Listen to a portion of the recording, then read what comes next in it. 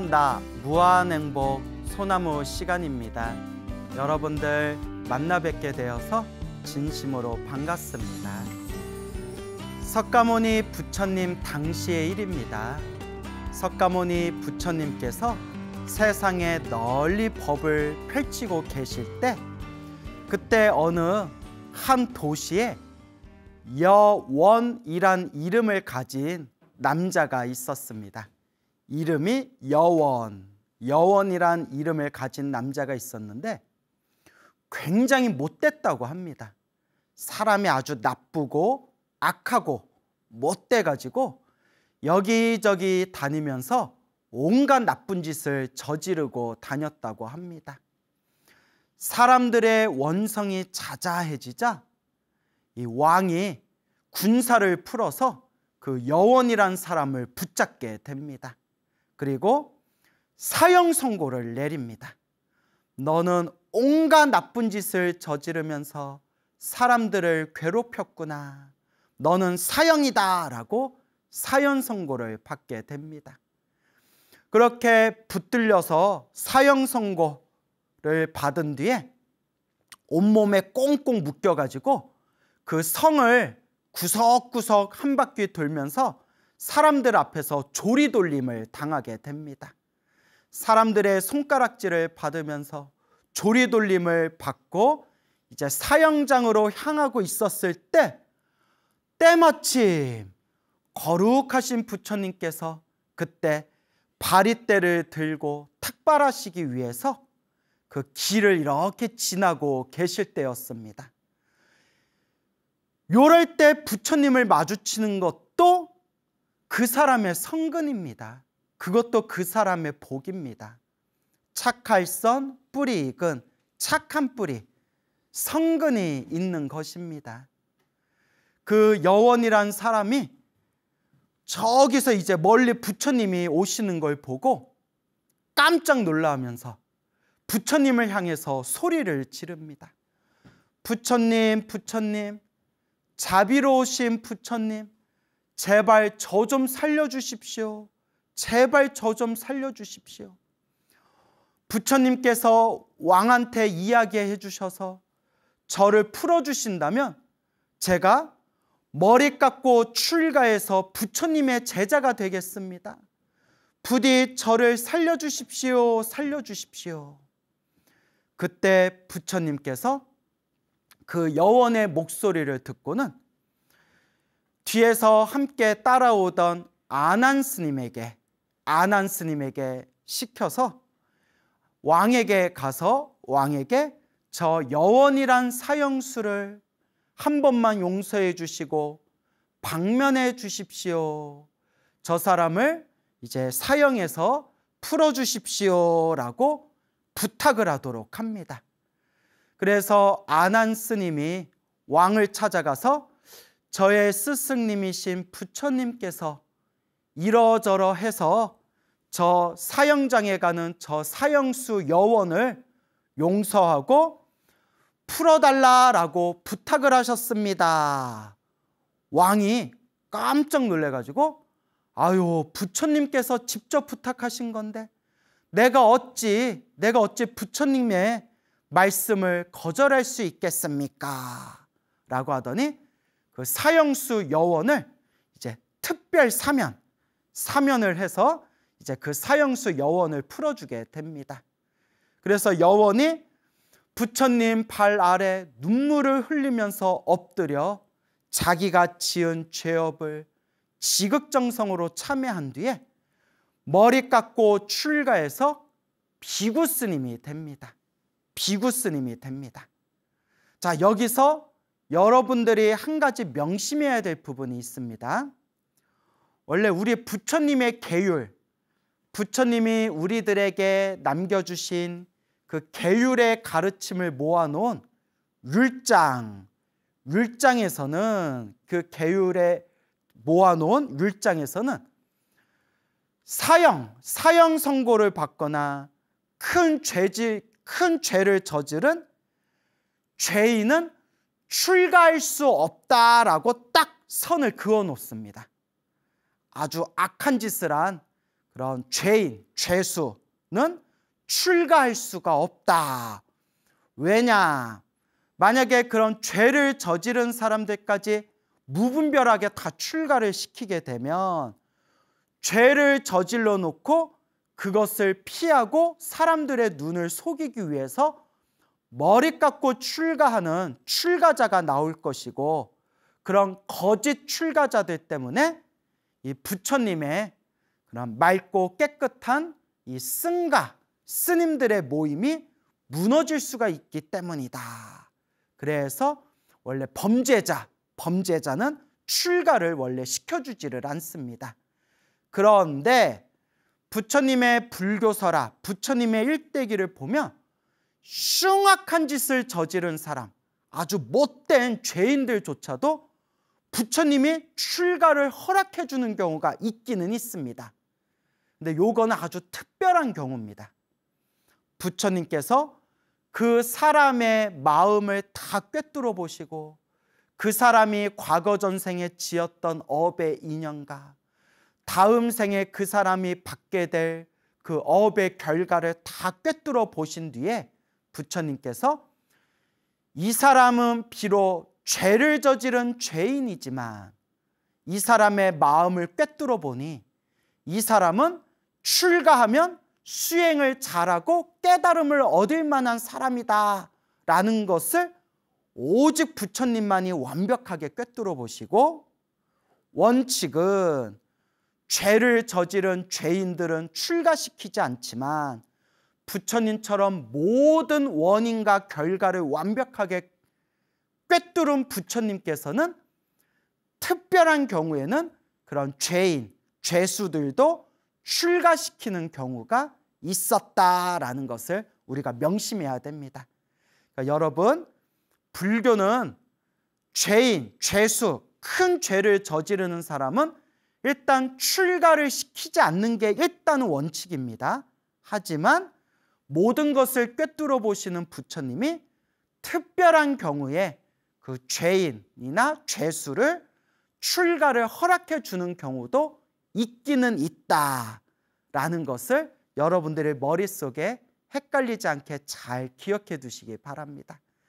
그래서 사형 선고를 받아서 사형장으로 끌려가던 그 여원이라는 사람도 원칙은 출가를 할 수 없는 사람이지만 부처님께서 그 사람을 꿰뚫어 보시고 난 뒤에 그 사람을 머리를 깎고 출가하는 걸 허락해 주신 겁니다. 아니나 다를까 이 여원이라는 사람이 머리를 깎고 출가해서 부처님 발 아래 열심히 수행해서 얼마 지나지 않아서 모든 번뇌와 욕망이 사라진 거룩한 성자, 위대한 성자 아라한이 되신 것입니다. 정말 대단한 거죠. 출가하기 전에 바깥 세상에서 살고 있을 때 얼마나 못된 짓을 많이 했으면 왕이 직접 군사를 풀어서 잡아다가 사형 선고를 내렸겠습니까? 하지만 전생에 한 가닥 복이 있었는지 지나가는 부처님을 만나 뵙게 되고 부처님께 눈물을 흘리면서 사정사정하면서 부처님, 왕에게 말씀해 주셔서 저를 제발 이 사형에서 사면케 해 주십시오. 제가 자유로운 몸으로 풀려난다면 석가모니 부처님의 머리 깎은 출가 제자가 되겠습니다.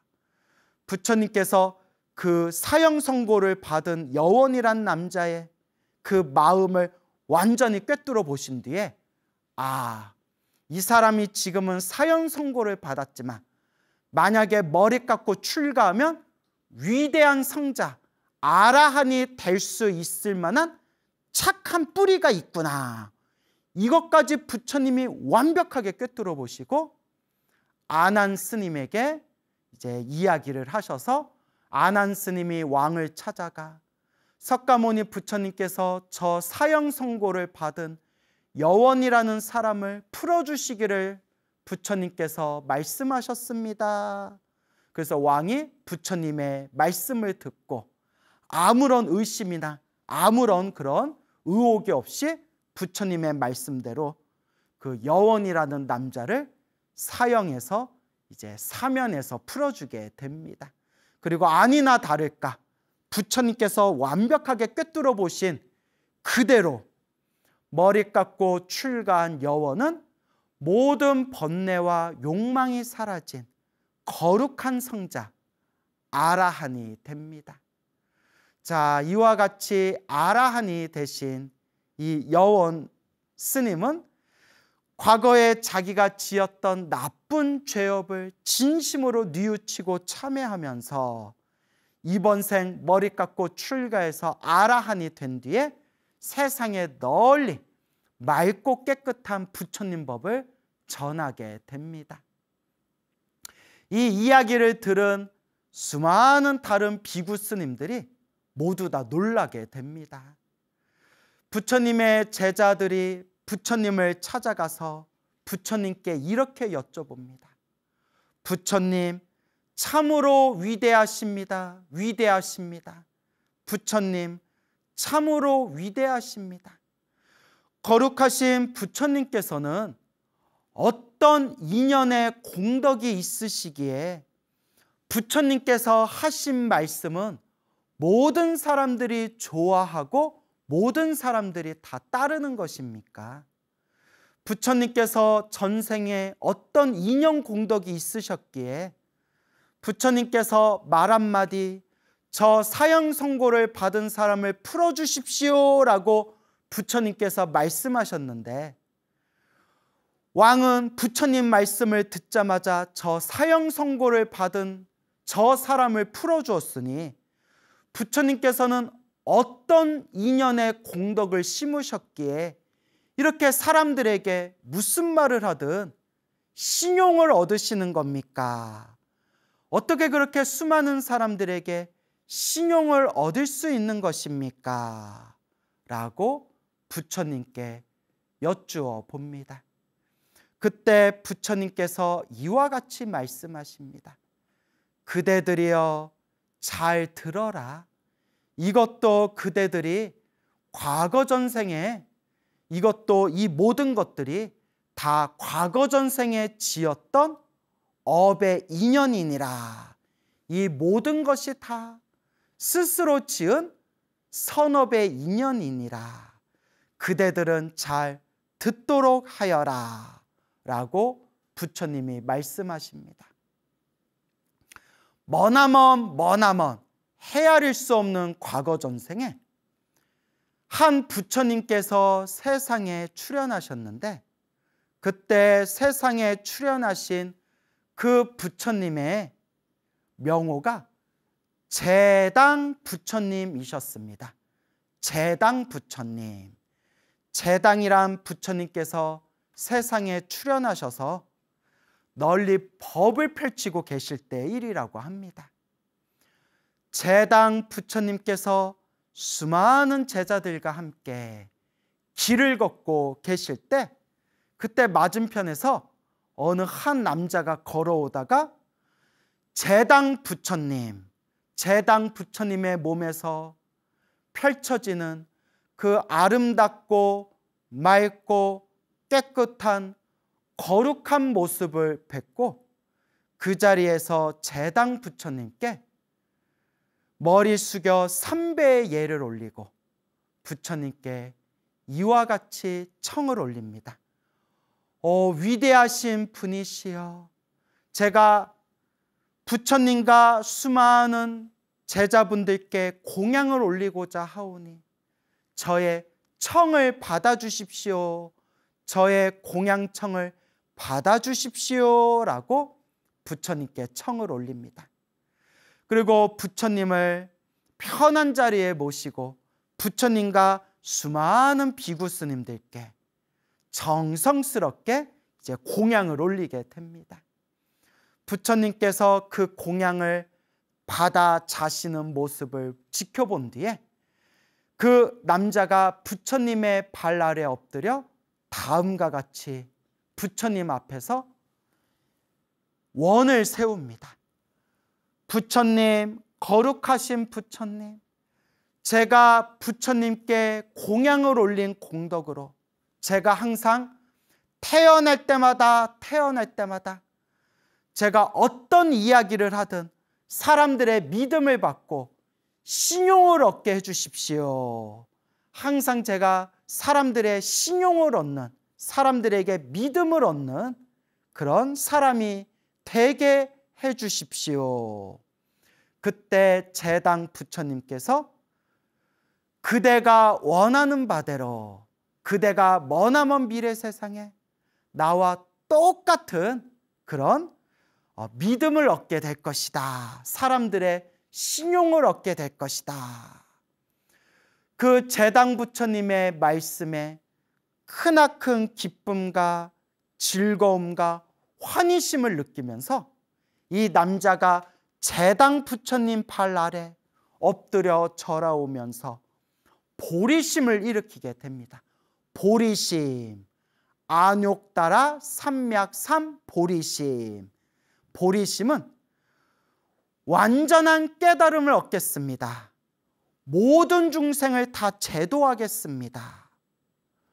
모든 중생 다 함께 성불하겠습니다 라는 거룩한 깨달음의 마음을 보리심이라고 부릅니다. 보리심. 그래서 화엄경이라든가 우리 부처님의 대승경전 중에서는 사람이 일으키는 어떤 존재가 일으키는 최고의 마음이 바로 보리심이다라고 설법하고 있습니다. 그래서 보리심의 대표적인 게 바로 여러분 사옹서원입니다. 사옹서원. 중생을 다 건지오리다. 번뇌를 다 끊어오리다. 법문을 다 배우오리다. 불도를 다 이루오리다. 이 사옹서원이 바로 보리심, 보리의 마음을 뜻합니다. 그리고 예불문, 예불문 마지막에 나오는 원공법계 제중생 자타일시 성불도 원하옵건대 법계, 이 우주 법계, 이 모든 세상의 중생들이 다 함께 자타일시 성불도 나와 남이 일시에 불도를 성취하여 지이다. 성불하여 지이다. 원공법계 제중생 자타일시 성불도. 이게 바로 보리심입니다. 제가 위없는 깨달음을 얻겠습니다. 제가 모든 중생을 다 건지겠습니다. 일체 모든 중생 다 함께 성불하여 지이다. 이게 바로 우리 사람이 일으킬 수 있는 최고의 거룩한 마음, 하늘 위 하늘 아래 중생이 일으킬 수 있는 가장 최고의 거룩한 마음이 바로 이 보리심입니다. 이 남자가 제당 부처님의 발 아래 엎드려 절을 올린 뒤에 합장하고 공경하면서 지극한 마음으로, 정성스러운 마음으로 이와 같이 보리심을 일으키게 됩니다. 그때 보리심을 일으킨 그 남자를 바라보면서 제당 부처님께서 이와 같이 말씀하십니다. 착하도다, 착하도다. 그대는 머나먼 미래 세상에 성불하게 될 것이고, 그대가 부처님이 되었을 때, 그대가 부처님이 되었을 때 명호, 이름을 석가모니 부처님이라 불리게 되리라 라고 제당 부처님의 수기를 받게 됩니다. 석가모니 부처님께서 이와 같이 머나먼 과거 전생 이야기를 전해주시면서 수많은 제자들에게 이렇게 말씀하십니다. 그때 제당 부처님을 만나 제당 부처님과 수많은 제자분들께 정성껏 공양을 올리고 제당 부처님 앞에서 부처님께 공양을 올린 이 공덕으로 제가 항상 태어날 때마다 모든 사람들에게 믿음을 얻고 신용을 받는 존재가 되기를 바랍니다. 그리고 제당 부처님 앞에서 거룩한 마음, 보리심을 일으키니 제당 부처님께서 착하다 착하다 칭찬하시면서 수기를 내려주셨느니라. 그때 제당 부처님의 수기를 받은 그 남자가 바로 지금 이번 생 이 석가모니 부처의 과거 전생의 이야기니라 라는 석가모니 부처님의 말씀을 듣고 그 자리에 있는 수많은 불제자들이 다 함께 기뻐하고 다 함께 환희심을 일으켰다고 합니다. 여러분, 이와 같이 우리는 항상 복을 짓고 선업을 짓고 공덕을 닦아야 합니다. 제가 늘 불자님들께 귀가 아프도록 드리는 이야기지만 우리의 중생은 다 자기 복대로 살아갑니다. 다 자기가 지은 업의 인연대로 살아가고 다 자기가 지은 복대로 살아갑니다. 그래서 부처님의 가르침을 제대로 공부하고 부처님의 가르침을 올바르게 공부하면 이 세상에 원망할 일이 점점 줄어든다고 합니다. 왜냐? 저런 사람을 만난 것도 내 업의 인연이구나. 내가 지금 이런 일을 겪는 것도 내 업의 인연이구나 라는 것을 이해하기 때문입니다. 저도 이렇게 인생 살아가다 보면 좀 별로 친해지고 싶지 않은 사람인데도 자꾸 만나는 경우가 있고, 별로 가까이 하고 싶지 않은데도 어쩔 수 없이 이렇게 엮이는 경우가 있고, 좀 이 사람하고 좀 멀리 떨어지고 싶은데도 아직은 업의 인연이 남아서 그런지 자꾸 마주치는 경우가 있습니다. 우리 중생들 다 그렇잖아요. 그럴 때 부처님의 가르침을 이해하지 못하는 사람들은 남을 원망하고 남 탓을 하게 되지만, 부처님의 가르침을 깊이 공부하고 수행하고 이해하다 보면 아이고, 저런 사람 만나고 저런 사람 자꾸 마주치게 되는 것도 아직 내 빚이 있어서 그런가 보구나, 내 업의 인연이 있어서 그런가 보구나. 그러니 이번 생 더 열심히 기도하고 수행하고 공덕을 닦아야 하겠구나라는 것을 스스로 마음에 되새기게 됩니다. 우리 주변에 보면 정말 사람 좋으시고 정말 옆에서 보면 정말 훌륭한 인품을 가지신 분인데도 무언가에 막 이렇게 얼떨결에 막 안 좋은 일들에 휩싸여 가지고 막 사람들의 손가락질을 받거나 막 모함을 받거나 누명을 쓰거나 뭐 그런 일을 통해서 어떠한 오해를 통해서 마음고생하시는 분들이 있습니다. 그것도 전생에 지은 내 업의 인연, 빚이 많아서 그런 거라고 합니다. 반대로 정말 천하의 사기꾼인데, 정말 천하의 사기꾼이고 사람들한테 온갖 사기치고 다니는데도 주변에 막 사람들이 끊이지를 않고 사람들의 온갖 인기를 얻고 사람들의 존경을 받고 그런 사람들의 마음을 이용해서 엄청나게 큰 돈을 모으면서 부귀영화를 누리는 그런 천하의 사기꾼이 있습니다. 그것도 복이라면 전생에 자기가 지은 복입니다. 그래서 여러분, 사기꾼이 사기치는 것도 복이 있어야 사기를 친답니다. 복 없는 사람은 사기도 못 친대요. 아무도 안 믿어주니까. 사기꾼도 남을 휘어잡을 수 있는 이 매력이라든가 언변이라든가 사람들의 자기 말을 믿게끔 만들 수 있는 어떤 에너지, 그런 복을 타고났기 때문에 사람들한테 사기를 칠 수 있는 겁니다. 물론 이런 복은 아주 나쁜 복입니다. 그래서 탁복이라고 부릅니다. 탁복, 탁한 복. 나쁜 짓을 해서 돈을 벌고 부귀영화를 누리는 복은 나쁜 복입니다. 이번 생에 쓰고 나면 다음 생에 나쁜 곳에 똑 떨어지는, 악도에 떨어지는 나쁜 복을 탁복이라고 합니다. 탁한 복입니다. 다만 제가 이야기하고 싶은 것은 이러니 저러니 중생들 살아가는 모든 모습이 다 자기가 지은 업의 인연법대로 살아가는구나. 그 인연법에 대해서 우리가 마음속으로 잘 이해해야 합니다.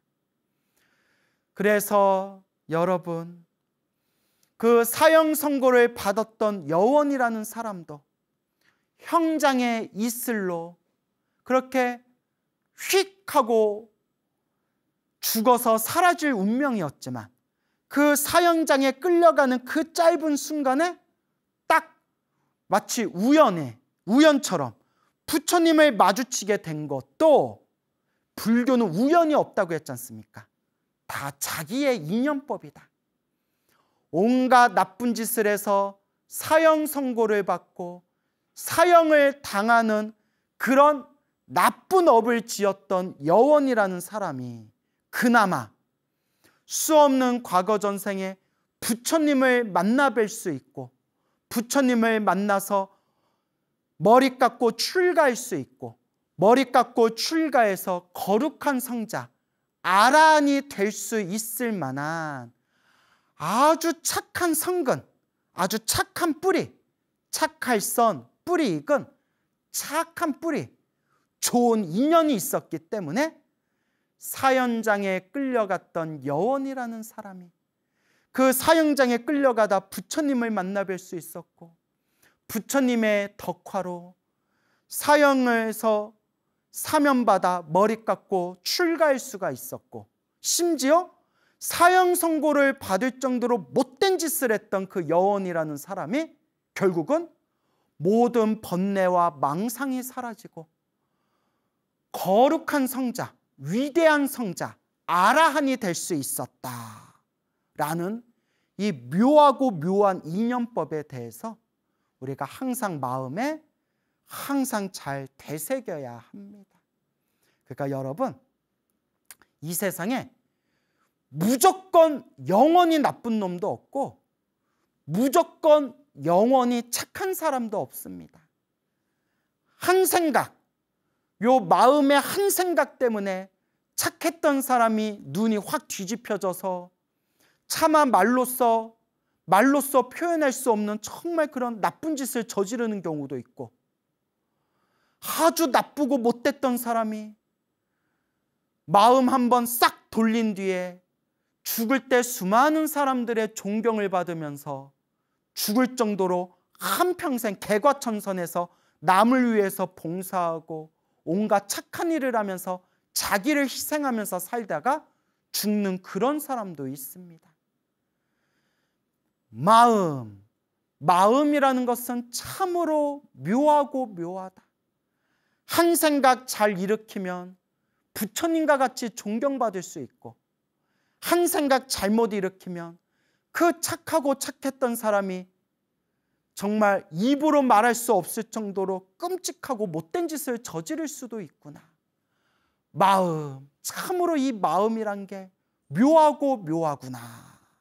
그래서 불교는 마음의 종교, 마음의 가르침이라고 부릅니다. 이 마음, 이 한 생각, 이 한 마음을 잘 쓰면 악한 사람이 부처님이 될 수도 있고 이 한 생각, 이 한 마음을 그르쳐버리면 평생을 착하게 살았던 사람이 마지막 한순간에 정말 나쁘고 흉악한 짓을 저지를 수도 있습니다. 그래서 마음을 깨쳐라, 마음을 닦아라, 마음을 다스려라. 마음의 종교, 그게 바로 불교가 되는 것입니다. 그래서 팔만대장경을 한 글자로 만들면 마음심자가 된다. 마음을 잘 써라. 그런데 마음 잘 쓰기가 어려워요. 중생들은 기본적으로 이 세상에 태어날 때 이기적인 마음을 가지고 있어요. 이기적인 마음이 강하기 때문에 조금 그런 이기심이 좀 약한 사람도 있고, 굉장히 거의 정신병에 가까울 정도로 아주 지독하게 이기적인 사람들도 있고, 사람들의 성향이 저마다 다 다릅니다. 그것도 자기가 지은 업의 습관이래요. 업의 습관. 그래서 업습이라고 부릅니다. 업습. 이 지독한 업의 습관 때문에 사람이 쉽게 안 변해요. 사람이 쉽게 변하기가 어렵습니다. 그래서 우리는 오래오래 닦아야 합니다. 정말 부처님과 똑같은 경지가 될 때까지 오래오래 닦아야 됩니다. 우리 주변에 보면 절에 10년, 20년, 30년, 40년, 50년을 다녔는데도 이 마음을 잘 못 쓰는 분들이 굉장히 많습니다. 오히려 절에 굉장히 절에 오래 다니고 기도도 많이 했는데도 막 절에서 갑질하고 텃세 부리고 다른 사람들 불편하게 하고, 심지어 저 사람이 정신적으로 문제가 있는 게 아닌가 싶을 정도로 이상한 성격을 가진 사람들이 주변에 많습니다. 하지만 그것도 자기 업의 습관일 뿐이고 결국은 자기가 닦는 수밖에 없습니다. 그래서 우리가 명심해야 될 것은 남 볼 필요 없다. 굳이 남 볼 필요가 없다. 그러면 누구를 봐야 된다? 자신을 바라봐야 된다. 자기를 바라봐야 된다. 나는 지금 복을 짓고 있는가? 나는 지금 선업을 짓고 있는가? 나는 지금 공덕을 닦고 있는가? 복과 선업과 공덕을 잘 닦고 있는가? 누구를 바라봐야 된다? 자기 자신을 바라봐야 됩니다. 결국 중생은 다 자기가 지은 업대로 살아갑니다. 중생은 다 자기가 지은 복대로 살아갑니다. 다 자기가 지은 업대로 살아가고 다 자기가 지은 복대로 살아가는구나 라는 것을 제대로 이해하면 남을 원망하는 마음도 점점 줄어들고, 남하고 비교하는 마음도 점점 줄어들고, 자기 자신을 바라보고, 아, 내가 이럴 시간에 차라리 염불을 한번 더 해야 되겠구나. 차라리 내가 기도를 한번 더 해야 되겠구나. 차라리 내가 조금이라도 복을 좀 더 지어야 되겠구나 라는 것을 느끼게 됩니다. 그래서 불자 여러분, 스스로를 바라봐야 됩니다.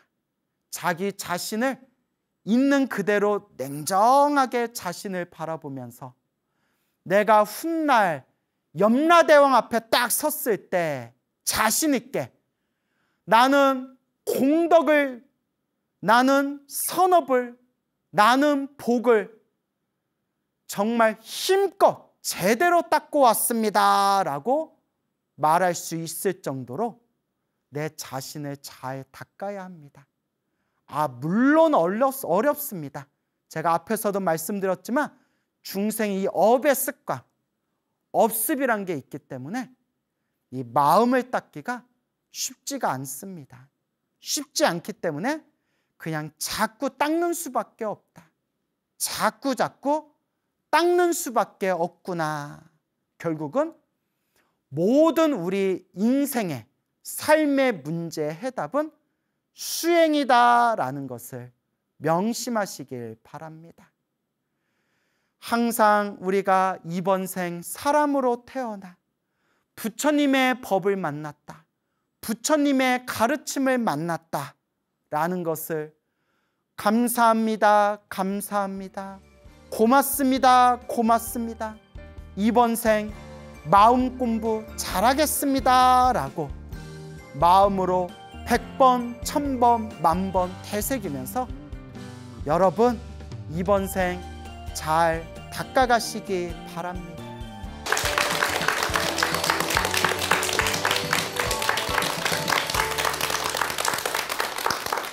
예, 만나서 반갑습니다. 예, 광우 스님이라고 합니다. 우리 불교에서는 지혜와 자비를 가장 중요하게 여깁니다. 무엇과 무엇을 중요하게 여긴다고요? 지혜와 자비. 특히 이 자비는 이 우리 불교 사상의 가장 중요한 어떤 기준과 척도가 되는 것인데요. 물론 지혜, 자비가 다 중요하지만 우리가 지혜를 얻으려는 이유가 바로 그 밑바탕이 자비심이다라는 말씀이 있습니다. 그러니까 나를 위해서 지혜를 얻는 게 아니라 모든 중생을 향한 자비심으로 지혜를 얻기 위함이죠. 그래서 저희 대승 불교에서는 그 수많은 자비의 화신들이 있습니다. 흔히 우리가 뭐 관세음보살, 지장보살, 문수보살, 보현보살 같은 분들이 바로 자비의 화신이거든요. 그래서 실제로 간절하고 정성스러운 마음으로 이와 같은 자비의 화신들이신 부처님과 보살님을 간절하게 염하면 반드시 그분들의 미묘한 은은한 가피가 있다고 가르치고 있습니다. 그래서 저희 2600년 동안 내려온 그 수많은 불교 설화에 보면 힘들고 괴롭고 위급할 때 간절한 마음으로 염불을 했더니 알게 모르게 그런 불보살님의 가피가 나를 도와주고 재앙과 고통에서 나를 벗어나게 해주셨다라는 이야기가 수백 가지, 수천 가지 이야기가 전해지고 있습니다. 그 중에서 또 관세음보살님과 얽힌 또 재미난 가피 이야기를 여러분들께 하나 전해드릴까 합니다.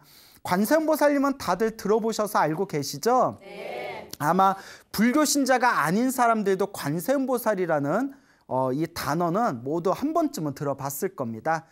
이 관세음보살님은 대자대비, 구고구난이라고 합니다. 대자대비, 크나큰 자비, 그리고 구고구난, 고난에서 뭐 해주신다?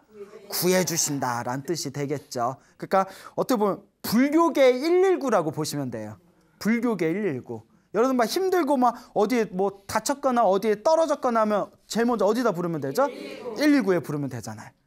근데 사람이 평상시에는 멀쩡하게 그 119가 라는 것을 내가 힘들고 괴로울 때 답답할 때 119를 누르면 그 소방서에서 그 소방관분들이 오셔가지고 나를 도와주실 거다라는 건 다 알지만 막상 위급한 일에 빠지면 그걸 놓쳐버리는 경우가 있어요.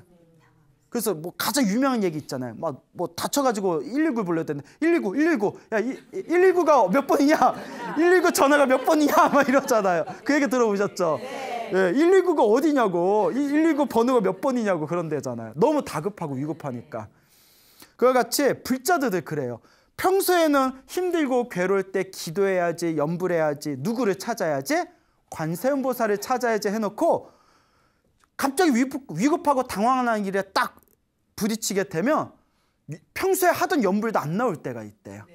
그러니까 평상시에 기도가 습관이 돼야 됩니다. 뭐가 돼야 된다? 습관이 돼야 된다. 항상 제가 결국 수행이라는 것은 좋은 습관이다라는 말씀을 자주 드립니다. 수행을 너무 어렵고 거창하게 생각하지 말고 좋은 습관을 들이는 것이다. 그래서 이 염불과 관세음보살의 가피를 통해서 자신의 험악한 흉악한 자신의 운명을 바꾼 이야기가 굉장히 많습니다. 예전에 조선 말렵에 있었던 일이라고 합니다. 조선 말렵에 어느 마을에 큰 광산이 있었대요. 뭐가 있었다? 그 광산에 이제 그 광산에서 광석을 캐는, 철을 캐는 그 광부들의 마을이 있었대요. 그때 그 마을에, 그 광산에서 철을 캐는 그 마을에 곽씨 부인이라고 있었답니다. 예, 이름 곽씨 부인이었대요.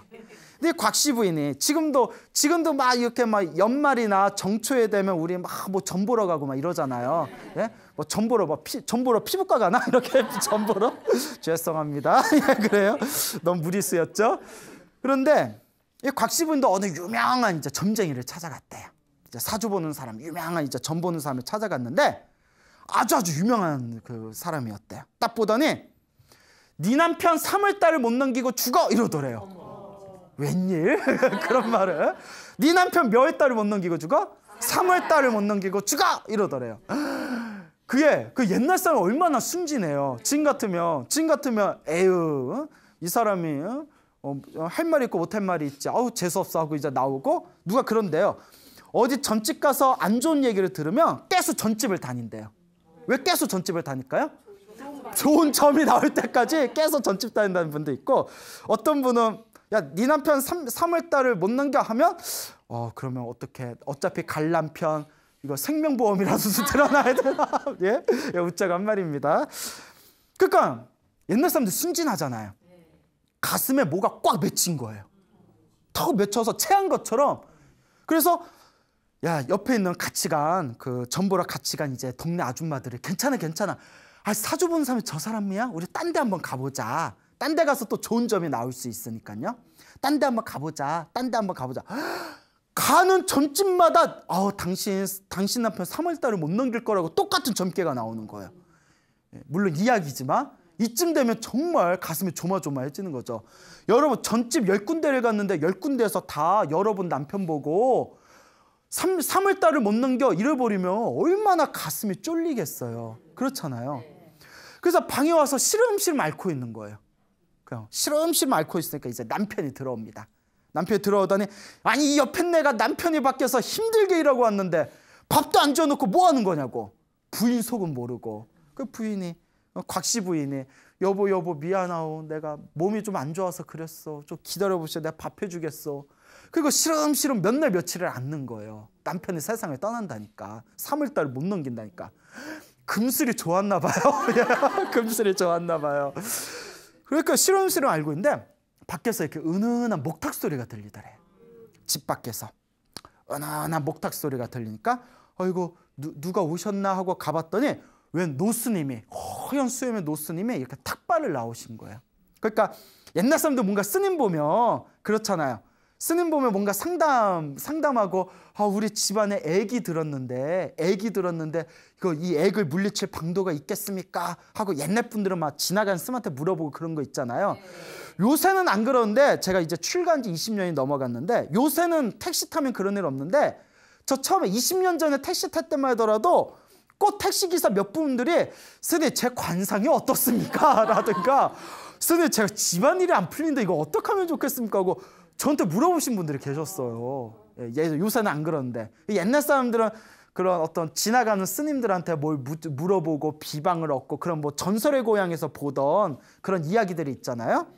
그러니까 탁발 나오신 스님을 방 안으로 모셔서 공양 올린다고 그러니까 상 하나 잘 차려드리고, 스님 맛있게 자세요.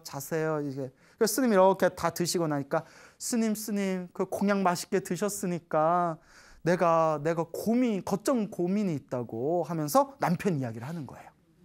남편이, 내가 다니는 점집마다 남편이 3월달을 못 넘긴다는데 이거 어떻게 하면 좋겠냐고. 정말 우리 남편이 3월달을 못 넘기냐고 했더니 스님이 다 보더니, 아이고 남편이 3월달을 못 넘기겠어 이러더래요. 스님까지. 와, 스님까지 이거 사기치나 봐. 이거. 그러면서 부인이 그러니까 나자빠지는 거예요. 스님까지 그러시면 어떡하냐고. 그러니까 스님이 방법이 있습니다. 지금 3월달이, 남편이 약속된 3월달이 지나가려면 100일 정도가 남았잖냐. 100일 동안 오로지 관세음보살만 불러라. 오직 아침에 눈 뜨면 저녁에 잠들 때까지 쉬지 말고 오직 관세음보살만 불러라. 오직 관세음보살 부르면 남편이 살아난다 죽는다? 살아난다 하더래요. 스님 진짜입니까? 됩니다. 대신 간절하게, 정성스럽게, 간절하게 해야 됩니다. 됩니다 이러는 거예요. 스님 정말 관세음보살만 하면 됩니까?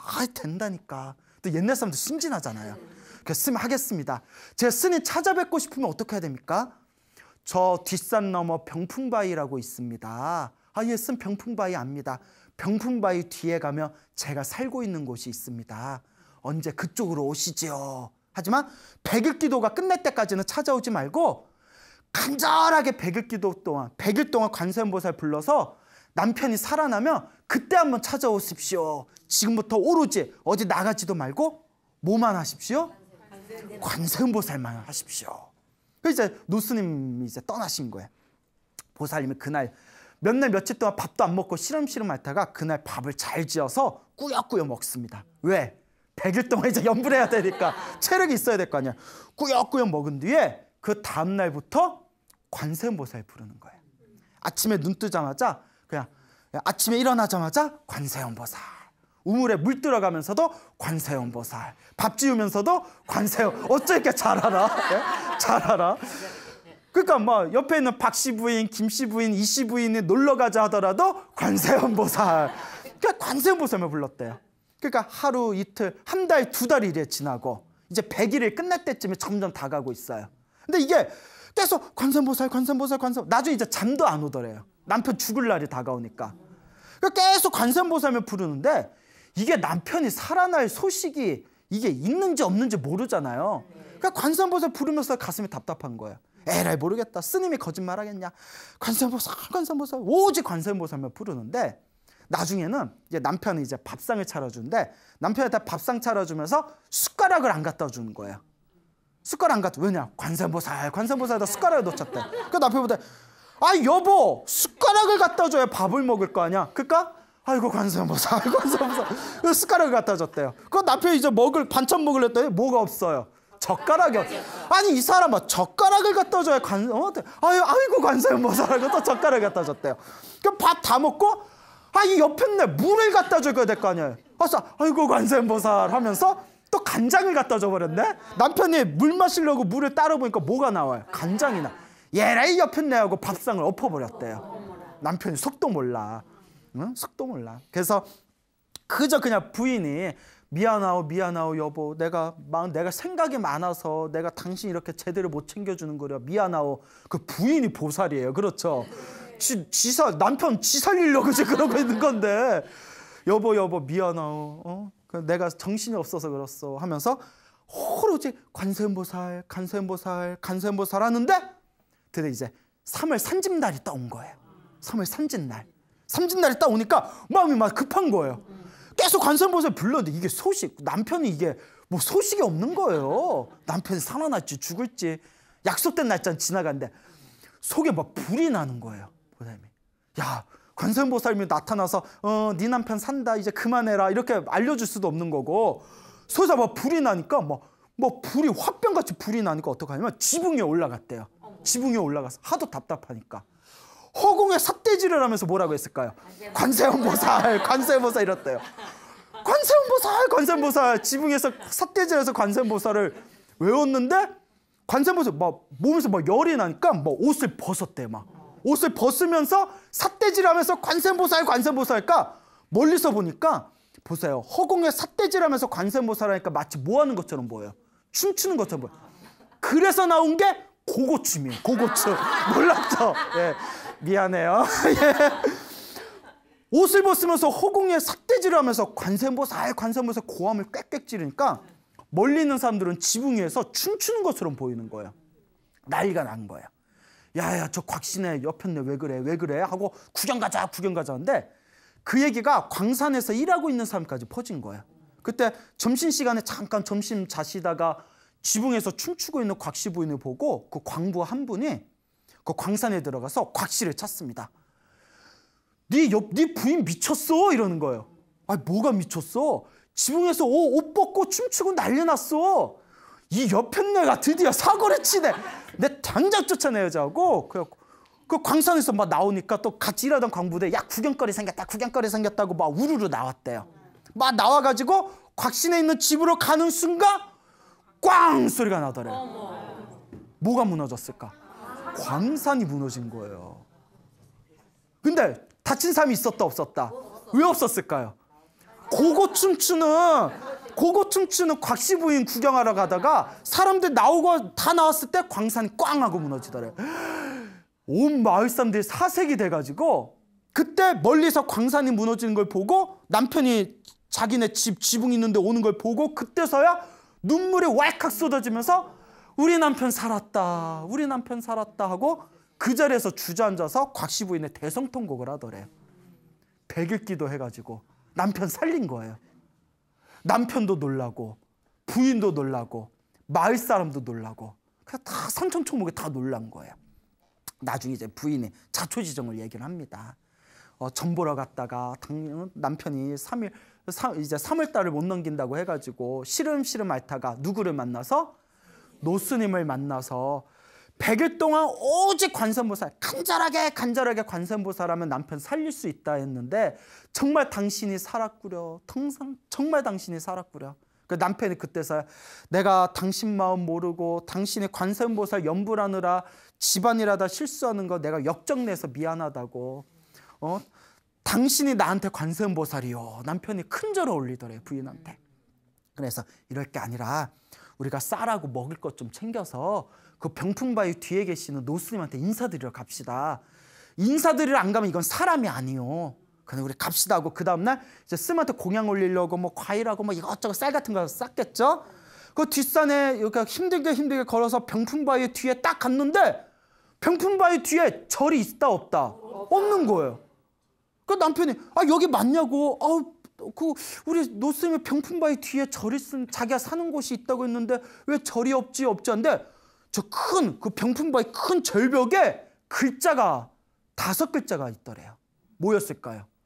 관세음보살이라는 글자가 크게 절벽에 새겨져 있더랍니다. 그 노스님이 누구였다? 관세음보살의 화신이었구나라는 그런 설화가 있습니다. 믿습니까, 여러분? 자, 그래서 이와 같은 이야기가 굉장히 많아요. 그래서 이 부부와 그 마을 사람들이 관세음보살 덕택에 우리 마을 사람들의 남편들이 일하다가 크게 안 다쳤다 하면서 그 뒤로 열심히 그런 부처님의 은혜를 갖는 마음으로 신행생활을 잘 하였다라는 그런 아름다운 불교 설화가 전해지고 있습니다. 정말 묘하죠. 네. 근데 이런 옛날 이야기를 들으면 무슨 전설의 고향, 전설 따라 삼만리, 삼천리에 나오는 이야기다. 그런 생각 들어요, 안 들어요? 분명히 들 겁니다. 그런데 이런 이야기가 현대에도 있다 없다? 있어요, 여러분. 현대에도 수많은 분들이 힘들고 괴로울 때 간절히 염불하고 간절히 기도하니까 큰 값이 받은 이야기가 너무나 무수하게 많습니다. 있습니다. 옛날 이야기가 아니에요. 그래서 이와 같이 간절한 마음으로 염불하고 기도하는 거, 내 업장을 소멸하고 내 운명을 바꿀 수 있는 거, 바로 이게 기도의 힘입니다. 근데 항상 드리는 말씀이 있죠. 똑같이 기도를 해도 전생에 복이 많은 사람은 기도 효과를 어떻게 보고? 빨리 보고, 전생에 업장과 업보가 두꺼운 사람은 이번 생에 기도를 많이 한 것 같아도 효과를 어떻게 본다? 더디게 본다, 늦게 본다. 하지만 당장 효과가 있든 없든 기도하는 것 자체만으로 이미 무엇이 쌓이고 있는 거다? 업장이 소멸하고 공덕이 쌓이고 있는 거다. 그러니 당장의 효능과 효과에 왔다 갔다 하지 말고 한결같은 마음으로, 뚝심으로, 그 곽시부인처럼 그냥 하염없이 그냥 관세음보살, 관세음보살, 당장 효과가 있든 없든 관세음보살, 관세음보살, 한결같은 마음으로 염불하는 것이다. 반드시 불보살의 가피는 있다. 반드시 염불의 가피는 있다. 반드시 기도의 가피는 있다. 라는 확신을 가지시길 바랍니다. 이런 얘기를 하면 기도를 안 해보는 사람들은 반신반의해요. 정말? 저 스님 약 파는 거 아니야? 근데 한결같은 사람들의 반응이 있어요. 기도에서 체험하신 분들은 소나무에 나오는 광우스님의 이야기를 의심을 안 한대요. 왜? 누가 체험해 봤으니까? 자기들이 체험해 봤으니까. 소나무 보시고 찾아오시는 분들 중에, 많은 분들 중에 실제로 기도에서 체험하신 분들도 많이 찾아오시거든요. 저희는 스님 말씀 하나도 의심하지 않습니다. 왜? 우리가 체험을 했기 때문에.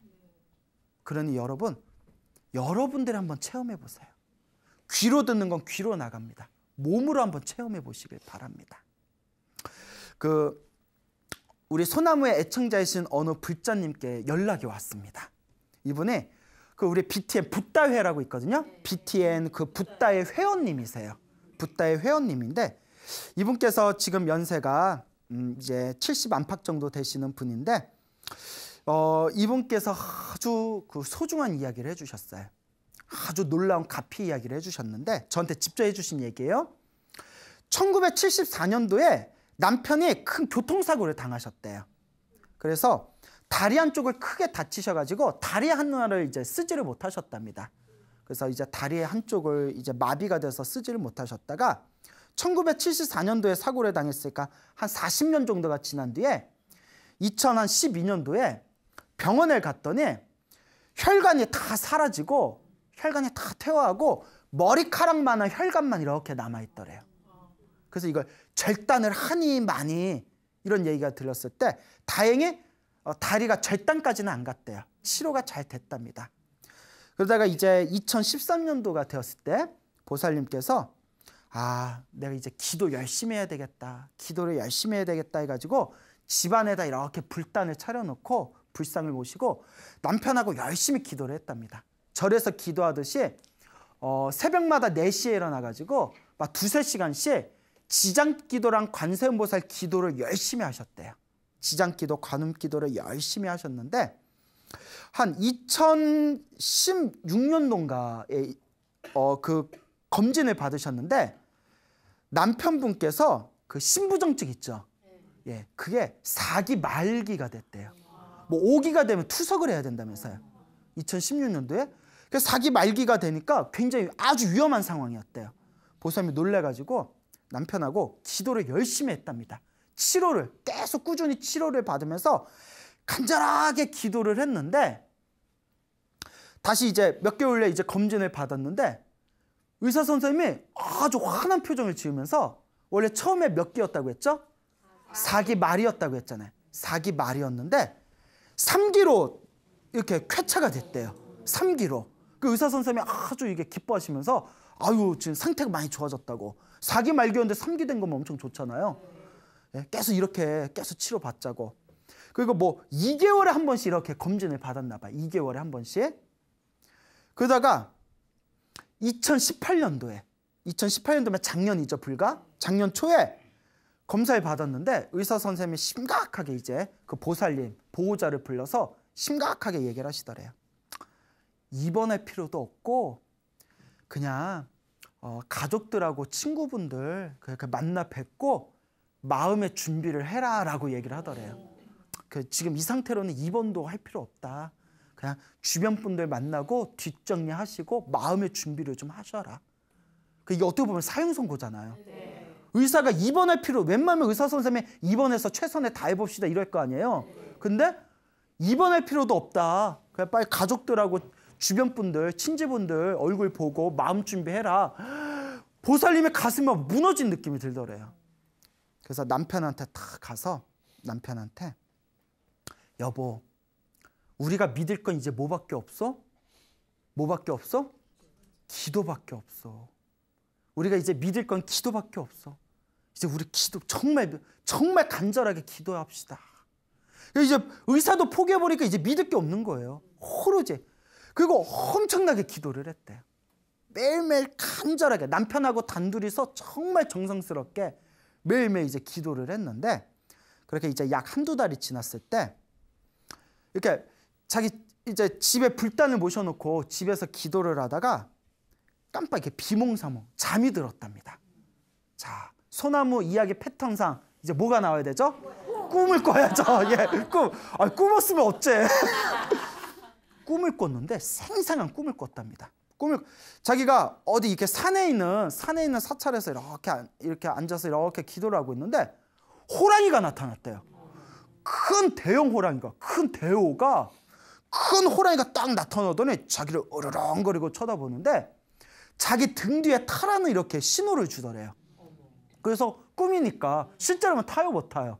못 타죠. 꿈이니까 큰 호랑이 뒤에 이렇게 타고 호랑이의 등줄기를 붙들고 호랑이가 산을 날듯이 막 뛰어가더래요. 산을 막 이렇게 뛰어가는데 여러분 호랑이 타봤어요? 못 타봤구나. 예, 그래요. 나 고양이는 타봤어 이렇게. 자, 근데 호랑이가 막 산을 날듯이 가더니 어디 깊은 산 중에 동굴 속으로 들어가더래요. 그 동굴을 앞에서 내려서 동굴 안에 딱 들어갔더니 그 동굴 안에 또 엄청나게 큰 호랑이가 있더래요. 큰 호랑이가 누워서 끙끙 앓고 있더랍니다. 호랑이가. 그러니까 딱 보니까 호랑이가 끙끙 앓고 있는데 이렇게 입을 벌리고 있더래요. 보니까 입안에 큰 가시가 걸려 있더래요. 그때 보살님이 요 호랑이가 자기 동굴 안에 있는 이 호랑이 가시 빼달라고 날 불렀구나. 그래서 이렇게 보고 호랑이 입속에다가 팔을 쑥 집어넣었대요. 쑥 끙끙 앓고 있는 호랑이 입 속에다 손을 푹 집어넣는데 딱 손에 가시가 잡히더랍니다. 그걸 이렇게 쑥 빼줬대요. 호랑이 입에 걸린 가시 빼준 적 있어요? 아, 없구나. 예, 그래. 예. 가시를 쑥 빼니까 그때서 호랑이가 편안해 보이더래요. 아주 호랑이 끙끙 앓던 호랑이가 아주 편안해 보이더랍니다. 가시를 싹 빼줘서. 그래서 자기를 데려온 호랑이한테 자, 네 부탁대로 요 호랑이 입안에 가시를 뽑아줬으니 나 원래 자리로 원래 장소로 나 보내다오, 나 좀 태워다오 했더니 호랑이가 또 등 뒤에 타라고 신호를 주더래요. 그 등 뒤에 타고 호랑이가 또 산을 날면서 막 뛰어가서 자기 원래 있던 장소에 딱 내려줬답니다. 그래서 호랑이 등에서 딱 내려서 이렇게 쳐다보는 순간 산에 해가 뜨더래요. 해가 싹 뜨면서 온 산을 환하게 비추더래요. 와, 너무나 생생하죠? 이야기 너무나 생생하잖아. 이거 만들려고 해도 못 만들어. 호랑이를 다 내려가지고 다 보는 순간 해가 싹 뜨면서 온 산을 환하게 비춰주면서 잠에서 딱 깼답니다. 그리고 그 꿈을 꾸고 나서 자, 이제 또 이야기의 흐름상 누구를 만났을까요? 의사를 만났겠죠. 예? 의사를 만나서 검진을 받았는데 의사가 깜짝 놀라면서 몸이 너무 좋아졌다고. 그 꿈 꾸고 나서. 그리고 의사 선생님이 병원 입원할 필요도 없고 마음의 준비를 하라고 했던 의사 선생님이 그렇게 얘기했는데 그 꿈 꾸고 나서 의사 선생님이 너무 놀라면서 뭐 좋아졌다 하시더니 그게 작년 일이잖아요. 지금 잘 음식도 잘 잤시고 잘 살고 계시대요. 예, 건강하게 잘 지내고 계시답니다. 믿습니까, 여러분? 예, 그 우리 붓다의 회원분께서 직접 겪으신 이야기입니다. 예, 그래서 요 보살님이 소나무를 보면서 복을 많이 지어야 된다라는 이야기를 들으셔서 꾸준히 이제 부처님의 가르침을 널리 포교하는 그런 법공양을 짓고 싶어서 붓다회에 얼마 되진 않지만 붓다회에 꾸준하게 보시도 올리고 특히 남편을 위해서 미꾸라지 방생을 많이 하셨대요. 매월 미꾸라지 방생을 항상 이렇게 하셨답니다. 그래서 제가 이렇게 저 방생하실 때 꼭 토종으로 하셔야 됩니다. 내가 예? 중국산 함부로 풀어주면 돼요, 안 돼요? 여러분 예전에도 소나무에서 말씀드렸지만 방생도 지혜롭게 해야 돼요. 예, 그러니까 항상 지혜롭게 방생할 때도 함부로 풀어주지 말고 미꾸라지가 잘 살만한 곳에 토종으로 이렇게 풀어줘야 된다. 그래서 보살님한테 정말 훌륭하십니다. 근데 그 보살님이 지금 살아가는 게 많이 당신이 힘드셨대요. 괴롭고 힘들었지만 부처님한테 기도하면서 부처님한테 기도하고 부처님께 의지하면서 지금까지 그래도 이렇게 버티면서 사는 것 같다 말씀을 하시더라고요. 그래서 그 보살님한테 전생의 업보를 갚고 이번 생에 공덕을 짓는 마음으로 지금처럼만 열심히 기도하고 복 지으면서 살아가셔라 라고 그렇게 말씀을 드렸습니다. 이와 같이 힘들고 괴로울 때 여러분 의심하지 말고 여러분 절대 여러분들의 그 마음을 흐트러뜨리지 말고 힘들고 괴로울 때 무엇을 해라? 예, 간절하게 정성스럽게 기도를 하십시오. 그리고 기도를 할 때 중요한 게 기도를 할 때는 반드시 계율을 잘 지켜야 됩니다. 무엇을 잘 지켜야 된다? 예, 계율은 안 지키면서 그냥 기도만 한다고 효과가 있길 바라서는 안 돼요.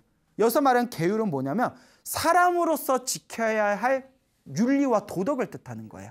그래서 불교에서 가장 중요한 계율이 뭐 살생하지 말라, 도둑질하지 말라, 바람 피지 말아라, 거짓말하지 말아라, 술을 포함해서 정신을 흐리게 하는 걸 가까이 하지 말아라. 그러니까 뒤에서 막 사람 툭하면 사람 죽이면서 관세음보살님 저 좀 도와주세요 하면 돼요, 안 돼요? 안 되죠. 뒤에서 툭하면 다른 사람 뒤통수 치고 도둑질하면서 지장보살님 저 좀 도와주세요 하면 돼요, 안 돼요? 안 되죠. 툭하면 자기 부인이나 자기 남편 나 몰라라 해놓고 뒤에서 툭하면 바람 피고 자기의 성적인 쾌락을 누리면서 살면서 막 금강경 읽고 법화경 읽는데 효과가 있겠어요, 없겠어요? 없죠. 툭하면 사람 보면 툭하면 거짓말하고 남 속이면서 아무리 부처님한테 절한들 효과가 있겠어요, 없겠어요? 그러니까 계율이 기본입니다. 무슨 말인지 알겠죠? 계율이 기본이에요.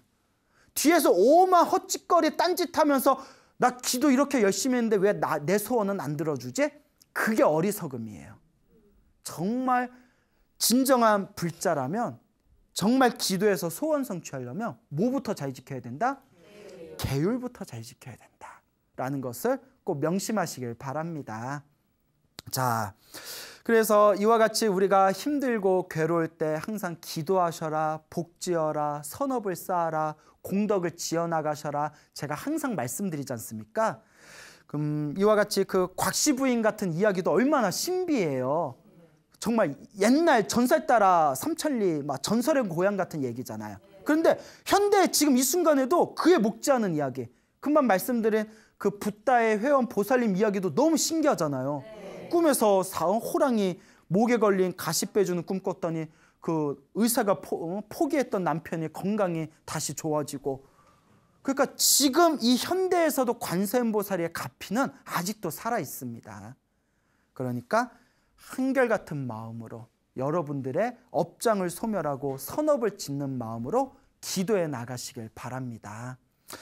소나무 어느 애청자분의 또 재미난 이야기가 되겠습니다. 지금 이제 뭐 부산에서 살고 계시는 분이신데, 요 보살님께서 원래 젊은 나이 26살 젊은 나이에 수원에 시집을 가셨대요. 수원 아시죠? 수원. 수원에 이제 시집을 가셨는데, 그 이제 수원댁이죠. 수원댁. 시댁에 이제 시댁을 모시고 이제 결혼 생활을 했답니다. 26살에 이제 결혼을 해서 35살이 되었을 때, 자기가 한 10년 정도 지났을 때 친오빠가 사업을 하면서 산을 하나 샀대요. 산을 하나 샀는데, 뭐 계약금이 필요하대요. 그러니까 계약금이 부족해가지고 동생한테 부탁을 했대요. 수원댁 동생한테, 야, 어떻게 1,000만 원만 좀 해달라. 1,000만 원만. 지금부터 한 몇십 년 전 1,000만 원이면 큰 돈이죠.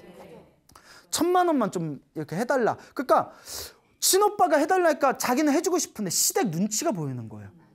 그러니까 고민하고 있을 때 그 시집 어르신께서, 그래, 그 친오빠가 뭐 사업하신다는데 해드려라.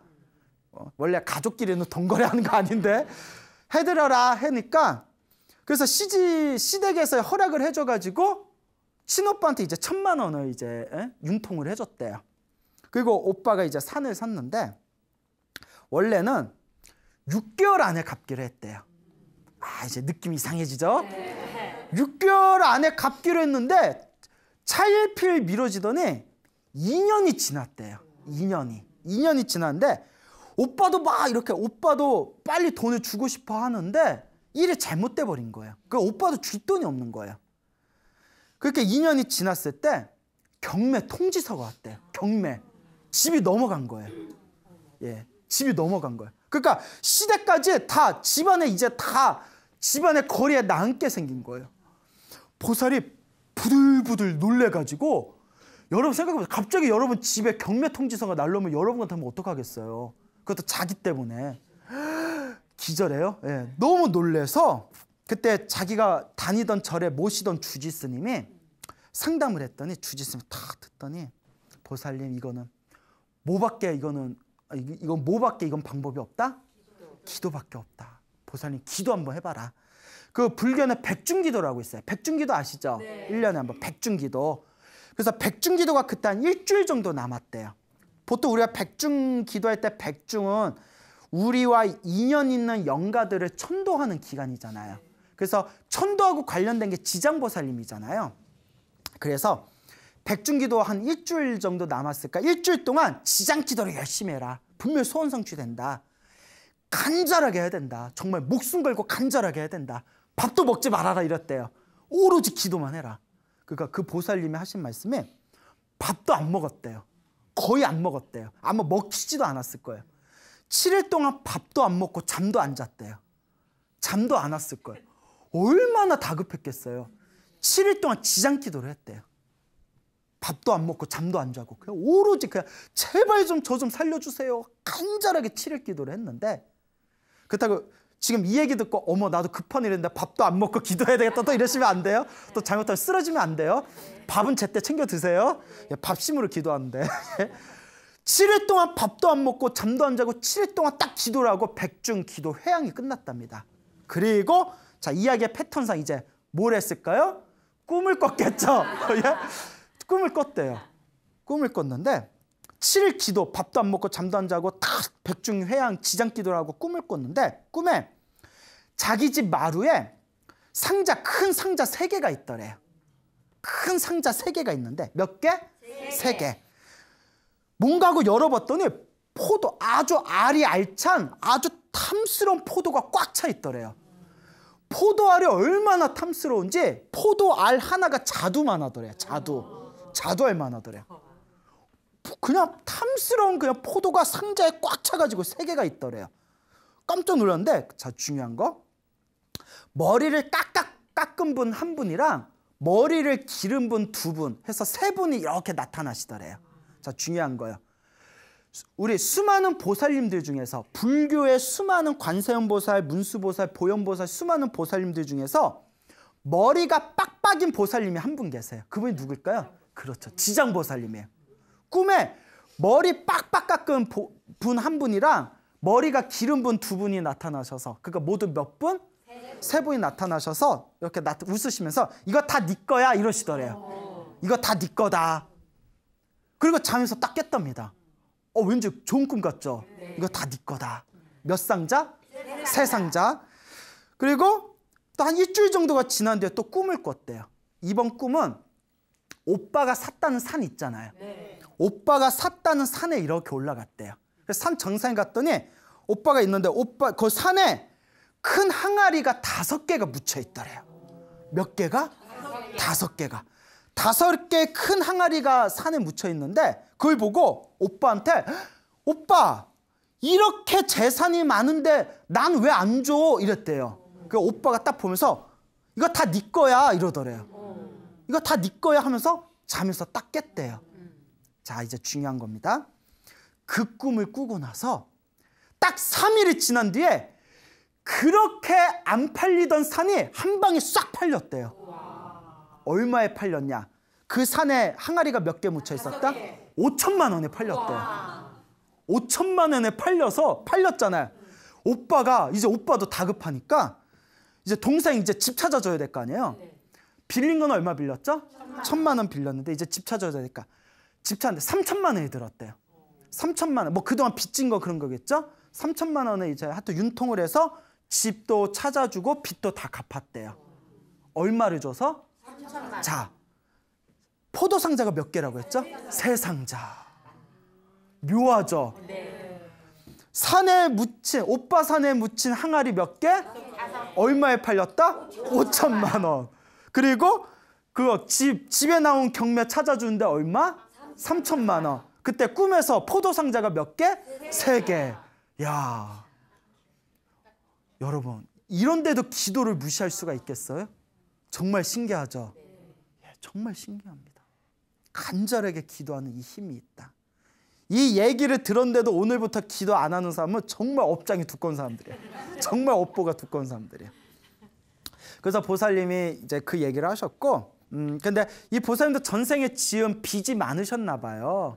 8년 전인가 해가지고 뭐 당신 나름대로 사업을 하시다가 돈을 좀 많이 모으셨대요. 그러다가 사업을 하다가 쫄딱 망하셨대요. 쫄딱 망해서 수원에 뭐 빌라 하나 남아 있고 그렇게 이제 망하셨는데, 부산에서 그 이제 아이들이 살고 있는데 뭐 이제 딸 셋의 아들 하나인가 하여튼 애들이 있는데 애들이 다 잘 됐대요. 엄마가 기도를 열심히 해줘서 그런지 애들이 다 자기 분야에서 잘 풀렸대요. 근데 자기는 이제 8년 전에 그만 뭐 사업을 잘못하다 쫄딱 망했는데 수원에 빌라 하나 남겨놓고, 부산에 있는 애가 엄마 그러지 말고 부산에서 우리랑 같이 살자 해서 이제 부산에 내려갔답니다. 그래서 이제 부산에 내려갔는데, 부산에 갔는데 또 혼자 막 일하던 사람이 일 안 하면 심심하잖아요. 조그만 음식 가게를 했대요. 음식 가게 하나 내가지고 소일 삼아서 음식 가게를 했는데, 이분이 불심이 깊으니까 이분께서 이제 음식 가게를 하면서 이제 내가 절을 다녀야 되겠다라는 생각이 들더랍니다. 절에 다녀야겠다라는 생각이 들어서, 부산에서 제일 유명한 절이 무슨 절이에요? 범어사잖아요. 그래서 이제 범어사에 가려고 쌀하고 공양거리를 이렇게 준비해놨대요. 내일부터 이제 범어사에 한번 가봐야겠다 하고 이렇게 준비를 했는데 범어사에 이제 처음 가시는 거였나 봐요. 쌀하고 공약물을 준비했는데 그날 꿈을 꿨대요. 어떤 눈이 동글동글한 할아버지가 자기 가게 문을 이렇게 열고 쑥 고개를 내밀더니 두리번 가게 안을 살펴보더래요. 눈이 동그란 할아버지가 막 가게를 막 살펴봐서 할아버지 뭐 찾으세요? 뭐 도와드릴까요? 하니까 자기를 보더니 휙 가시더래요. 그리고 잠에서 딱 깼는데 이게 뭐지? 하고 범어사에 갔대요. 그날 범어사에 가서 대웅전에 인사드리는데 범어사에 독성각이라고 있어요. 독성각에 가는 순간 깜짝 놀랐대요. 독성각에 모셔놓은 분의 나반존자라고 하거든요. 나반존자가 이 말법 시대 중생들에게 복을 주시는 성인이에요. 꿈에서 봤던 눈알에 동글동글한 그 할아버지가 똑같은 분이 앉아 계시더래요. 놀래가지고 이게 인연법인가 보다. 그들이 이제 범어사를 열심히 다니셨답니다. 열심히 다니셔서 나중에 또 가게가 잘 돼가지고 가게도 좋은 가격에 권리금 넘겨가지고 가게도 아주 그것도 잘 팔고 그래서 지금은 그냥 이제 마지막 이제 남은 말년에 부처님께 기도 열심히 하시면서 이제 지내시고 그 보살님이 이런 얘기를 하시더라고요. 스님 제가 살아오면서 그나마 아이들 잘 되고 말년에 그래도 이렇게 몸과 마음이 편안한 게 다 누구 덕이다? 예, 부처님 덕인 것 같습니다. 다 기도 갚인 것 같습니다. 라는 그런 말씀을 저에게 직접 전해주셨습니다. 너무나 신기하죠? 네. 그래, 반드시 기도는 힘이 있습니다. 여러분 이와 같이 불보살님의 가피는 지금도 현재 진행형입니다. 이 소나무를 보고 계시는 우리 수많은 불자 여러분들 힘들고 괴롭고 답답한 일이 있다면 그것도 다 내가 지은 업보입니다. 좋은 일은 좋은 일대로 내가 지은 업이고 나쁜 일은 나쁜 일대로 내가 지은 악업입니다. 결국 내가 지은 악업을 소멸하는 길은 첫걸음이 무엇에 시작된다? 기도에서 시작되는 겁니다. 그리고 미래에 행복해지기 위해서는 지금 우리가 무엇을 많이 지어야 된다? 선업과 복을 많이 지어야 됩니다. 그러니까 힘들고 괴롭고 답답하다고 해서 결코 좌절하지 마시고 여러분 무엇 하세요? 기도하세요. 반드시 간절하고 정성스러운 기도에는 불보살의 가피가 여러분들과 함께할 것입니다. 여러분 행복해지고 싶습니까? 네. 행복한 삶을 창조하고 싶습니까? 네. 복을 지으십시오. 선업을 지으십시오. 공덕을 쌓으십시오. 복과 선업과 공덕의 힘이 여러분들을 진정한 행복의 길로 이끌어 줄 것입니다. 오늘 여기서 마치겠습니다. 소중한 나 무한 행복